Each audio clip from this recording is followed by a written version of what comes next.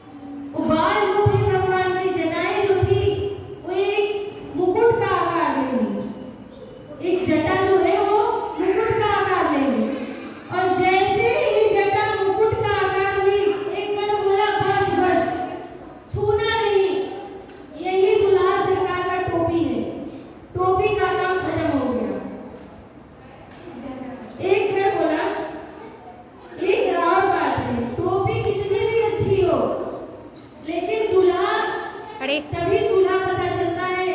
हाँ जब तक कि उसका एक और श्रृंगार हो जाए। और दूल्हे की पहचान आप लोग कैसे करते हैं? माताएं बताएंगी। यहाँ पर सभी माताएं और भाई बंधु जो उपस्थित हैं उनसे मैं पूछना चाहती हूँ कि दूल्हे का आप लोग पहचान कैसे करते हैं? क्या विशेषता होती है दूल्हे की? मौरी मौरी मौरी। आप लोग क्या बोलते हैं? यहाँ पे बांधते हैं ना सेहरा, सेहरा बोलते हैं, मौरी बोलते हैं। तो एक गण बोला कि जब तक भगवान को मौर नहीं लगाया जाएगा वो दूल्हा नहीं बनेंगे, दूल्हा बनाना पड़ेगा इनको। एक गण बोला चलो अच्छा मौरू लाते हैं। अब कैलाश पर्वत पर मौरू कहाँ से आए? मौरू का बंदोबस्त करने के लिए एक गण निकला और एक जगह गया जहाँ पर 3-4 हजार सांप अंदर जाओ अंदर। बड़ी लहर में नाच रहे थे। और जाकर के वो देखा नाचते हुए तो पूछा आप लोग ये क्या कर रहे हैं? सांप बोले बाबा की बारात निकलने वाली है और हम उसी की तैयारी में हैं। बोला ठीक है, इसमें से जितने पतले सांप हैं, जितने पतले पतले सांप हैं सभी बाहर आ जाओ। निकल गए सारे सांप, जितने पतले पतले सांप थे सब बाहर आ गए और सबको ला करके इकट्ठा करके सबका मुंह ऊपर और पूंछ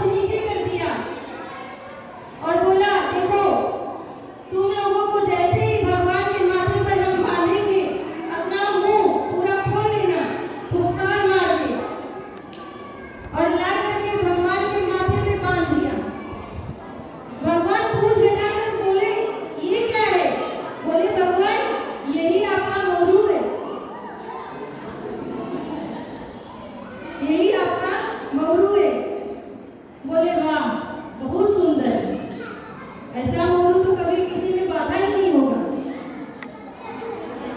एक गण की नजर पड़ी, बोला भगवान को कंगन और कुंडल पहनाना चाहिए, इनका श्रृंगार करना बड़ा आवश्यक है, क्योंकि ये दूल्हा है तो इनका श्रृंगार करना बड़ा ही आवश्यक है। भगवान को कंगन और कुंडल पहनाया जाए। दो पतले पतले सांप को पकड़ा और कान में डाल दिया। बोला ऐसे ही पकड़े रहना कान को, तुम ही कुंडल हो इनके। भगवान का कुंडल तैयार हो गया। दो सांप को यहाँ बाजू पर लपेट दिया। बोला ये भगवान का बाजू बंद है। एक गण एक सांप को बाजू की नाक को लगा सीने पे लपेटने। भगवान बोले ये क्या है? बोले भगवान ये आपका जनेऊ है। भगवान का जनेऊ भी हो गया, भगवान सांपों से सुसज्जित हो गए। भगवान पूरी तरह से जब तैयार हो गए, एक गण गया, बोला भगवान को माला पहना दी जाए तो बड़े अच्छे लगेंगे। गया फूलों का माला लेकर आया। भगवान शिव शंकर बोले कि ये वहां तक टिक जाएगा?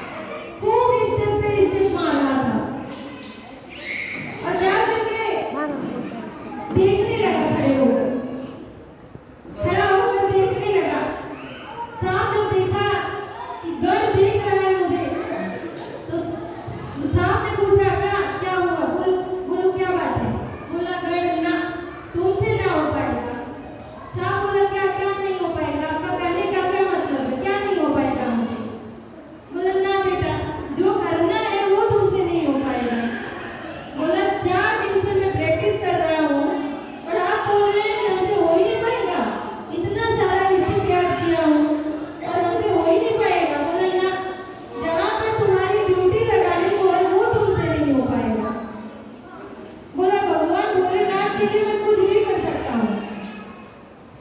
बोला ठीक है, कर सकते हो पक्का? सांप बोला हाँ मैं कर सकता हूँ। गण बोला ठीक है चलो, लेकर आया और भगवान के बागों से लपेट के बांध दिया और बोला हिलना मत बबुआ, इज्जत तुम्हारे हाथ में है, बारात जाने वाली है और अगर तुम हिल अरे गए ये सब कैसे तो रहते पीछे भगवान की इज्जत बोले ना सब चली पीछे जाएगी। है नैतिक। एक लाइन से खड़ा रहो ना तीनों, सामने रहो। हाँ भगवान भोलेनाथ तैयार हो गए पूरी तरह से, गण लगे नाचने खुश होकर के, भगवान बड़े अच्छे लग रहे हैं। और जब भगवान शंकर देखे कि गण नाच रहे हैं तो भगवान भी नाचने लगे। गण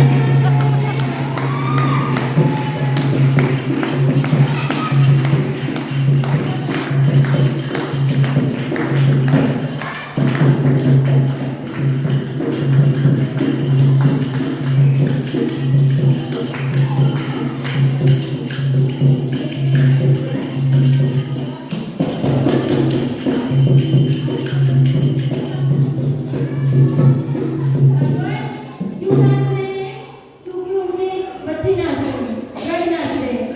और गण क्यों नाच रहे हैं? क्योंकि बाबा नाच रहे हैं। बाबा इतने सुंदर लग रहे हैं कि गण खुश होकर के नाचने लगे।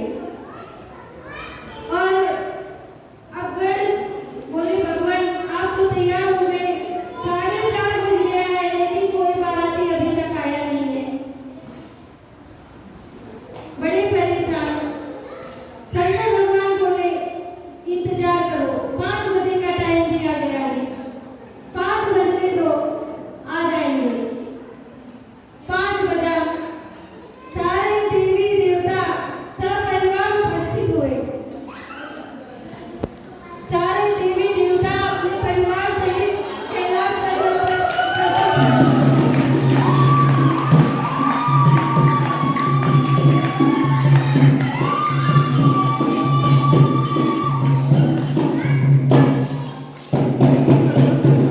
सब सामने देखो। सब सामने देखो, सब सामने देखो।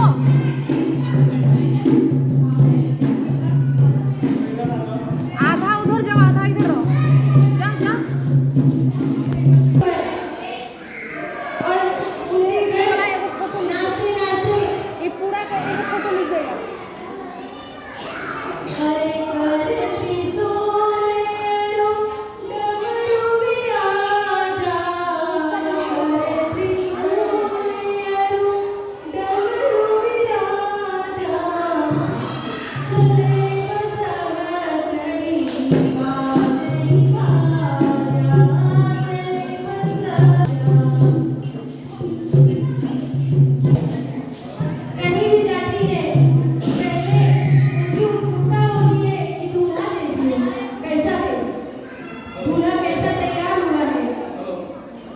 तो दूल्हा देखने के लिए सारी देवियां बड़ी उत्साहित हुई। एक गण दिखाई दिया, उनको बोली नमस्ते। गण बोला नमस्ते। देवियां बोली कहाँ है? गण बोला कौन?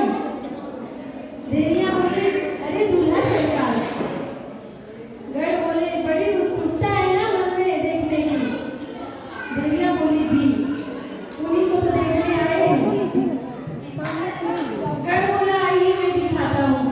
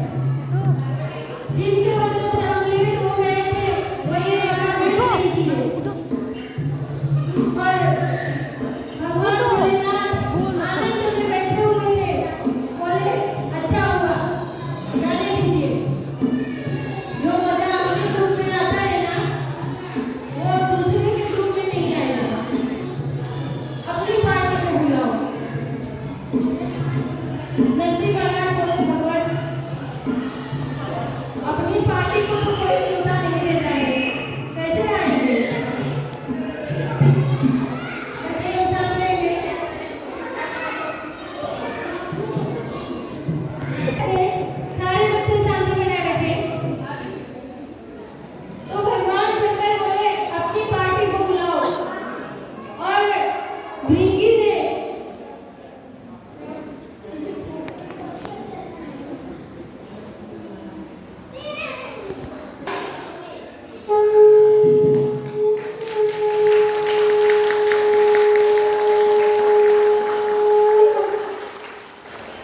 जैसे ही सनसनाहट हुआ, जय घोष हुआ, गण बोले हर हर महादेव।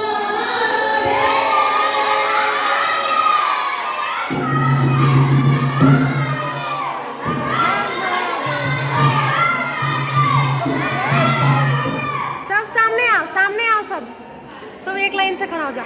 हर हर महादेव।